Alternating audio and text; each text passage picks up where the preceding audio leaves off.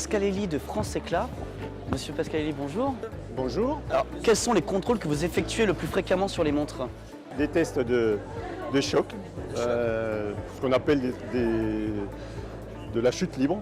Un test où on fait tomber la montre d'1 mètre de haut, c'est à peu près la hauteur de votre poignet.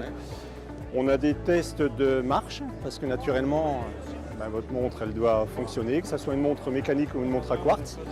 On vérifie en fait l'avance ou le retard que prend la montre sur un jour. Là, il y a des normes avec des exigences et on peut faire ce genre de test. Et puis naturellement, un test important, c'est le test d'étanchéité. C'est-à-dire que vous lavez les mains, vous allez prendre une douche ou vous allez vous baigner, il faut que votre montre soit étanche. Et du coup, en parlant de ça justement, quelle est la différence entre une montre étanche et une montre de plongée? Ce sont les exigences qui sont différentes. C'est géré par deux normes différentes. Une norme pour la montre étanche, une norme pour la montre de plongée. C'est-à-dire que la montre de plongée, les exigences sont beaucoup plus sévères. C'est-à-dire que le minimum à tester, c'est 10 bars, ce qui équivaut en gros à 100 mètres. Et quelles sont les activités que vous menez dans l'horlogerie en dehors des contrôles, bien sûr? On a une grosse activité au niveau de la normalisation.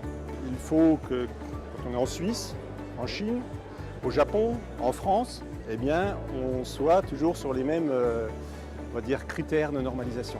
Donc le comité France Éclat abrite le bureau de normalisation horloger. Toutes les normes françaises passent par notre biais et on participe à l'élaboration des normes européennes et des normes internationales. Naturellement, on défend aussi les intérêts des sociétés françaises au niveau de ces au niveau au plan national, européen ou international.